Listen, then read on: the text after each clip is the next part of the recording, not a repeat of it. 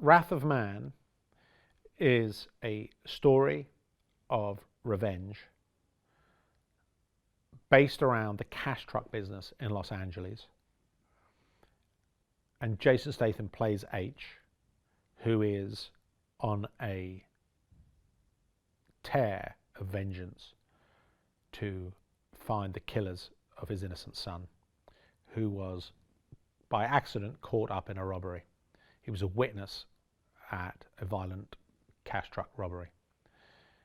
Unbeknownst to the robbers that Jason Statham is a crime lord himself, so he's very qualified to find the culprits involved in this heinous and unfortunate accident. There are few subjects as sensitive as the unpalatable concept of a child dying before the parent. It's even worse when a child is murdered, when an innocent child is murdered. But when the father happens to be a killer himself, it inspires all sorts of empathetic vengeance that anyone can relate to. Not necessarily for the right reasons, but one can't help but feel very emotionally charged about that particular theme. So we deal with the themes of vengeance, visceral vengeance, understandable, empathetic vengeance, which is unpalatable in any capacity. However, you can empathize and sympathize for the reasons why one would be so emotionally charged. Theft, greed, wrath, sons, fathers, blood thicker than water. Ultimately, greed being the genesis of destruction, and almost anticlimactically the fulcrum upon which such biblical vengeance is exercised in order to satiate the loss of one's kin. This film's more violent, more gritty, and arguably more realistic than any of my other films have previously been. I've always been very keen on Jason Statham as an actor. In fact, I was the first person to use Jason Statham as an actor. I think the first thing I used him was in Lock, Stock and Two Smoking Barrels. We opened the film on Jason. I always thought that Jason Statham should be a movie star. I'm very happy to see that he has become one. And it feels like we should be reunited. And I felt as though we should do something that wasn't funny for a change. I thought this would be the perfect story for Jason and I to be reunited on. It's not funny, this film. It's serious, and the theme is serious, and it's very violent and very aggressive. But I thought it'd be the perfect film for the perfect role for Jason to occupy. When it came to getting Jason to be in this film, it was as simple as calling him up and giving him a 2-minute pitch on what that film was. Neither of us overthunk it at the time. We liked the premise.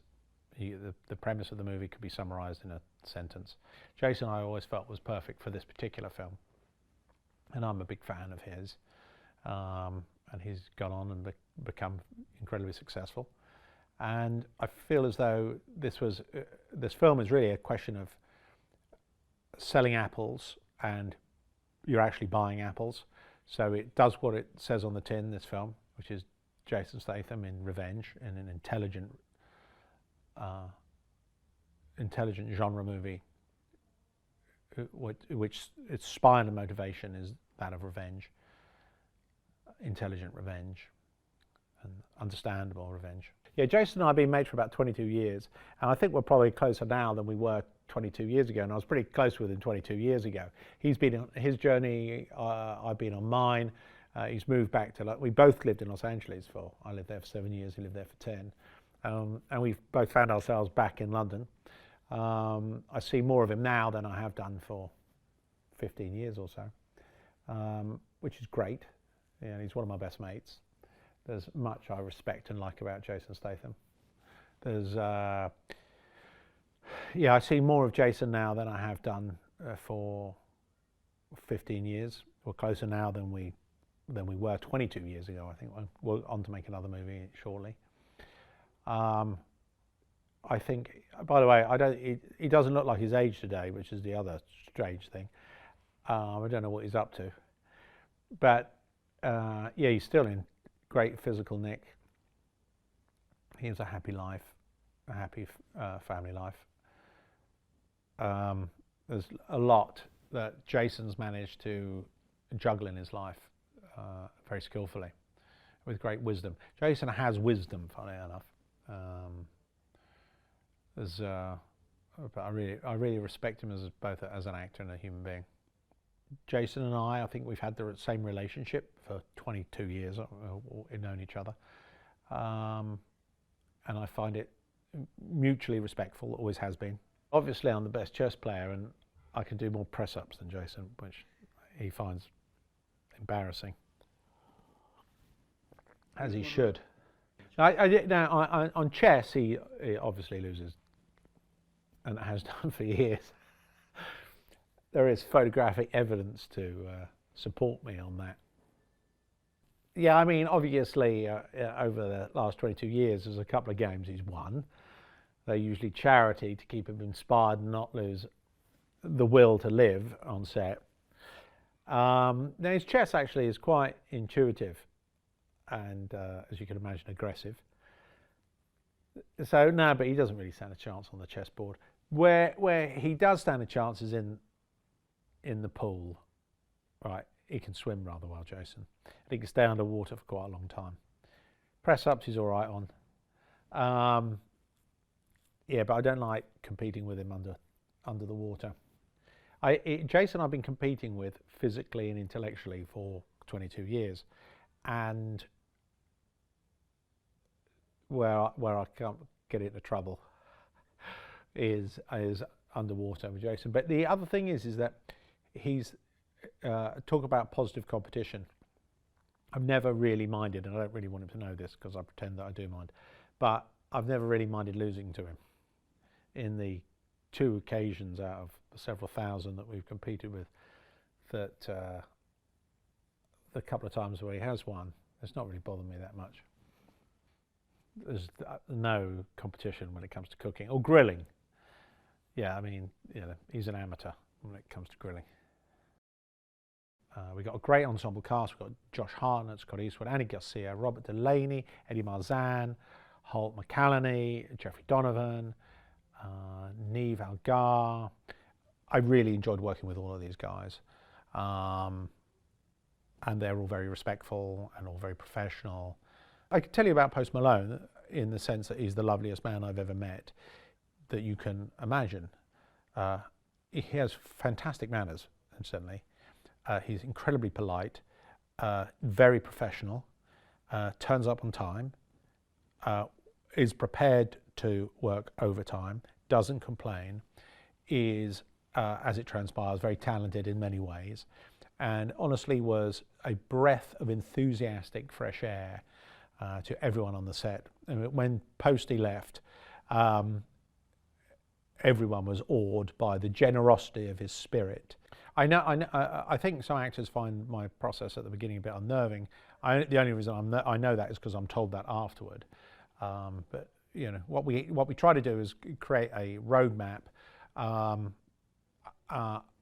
which is not too definitive, although initially it's definitive, and then from that I try with the actors on the day to improve the dialogue or the plot on the day as much as we can, and in my experience that usually improves by at least 50%, But what it can do is it can trip up an actor if they've got a significant amount of dialogue to learn. But I'm afraid once you're in the situation, that situation will inform some form of evolution, improvement on the script, and that makes it more challenging on the actor because the actor has to start to learn those lines quickly, keeps them on their toes, but it can be unnerving. I think there are so many components within a film that you can afford to be creative, and I think that credit sequences are worth spending time on and are worth investing some creative whatever. Yeah, I mean, there are so many different ways in which you can be creative in a film, and I just think credit sequences is just another opportunity into which to exercise your creativity. So I think we've got quite a good credit sequence within this equation. And what we try to do is that, rather than putting a needle drop or a familiar song over the credit sequence, because it seemed to take us out of the movie, although there's a logical fit to putting a source track to putting a needle drop over the credit sequence, we decided to go for score on the credit sequence, which sets the tone for the rest of the film. Although it's not a traditional needle drop, I felt as though it was honest to the theme of the film. The credit sequence was modelled on the fact that we call Wrath of Man, which is a biblical quote, and the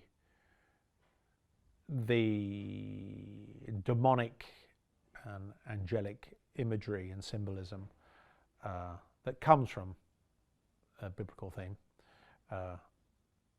I felt as though the credit sequence could have just been about the symbolism of biblical iconography and symbolism, but we sort of mix that up with imagery from the film. Check out futurepreviews.com for all latest movies and behind the scenes of movies, and please subscribe to their YouTube channel, Future Previews LLC. Leave comments, likes, and follow them on Instagram, Future Previews LLC. Futurepreviews.com. Whoa! Go behind the scenes of movies. Subscribe to Future Flicks YouTube channel.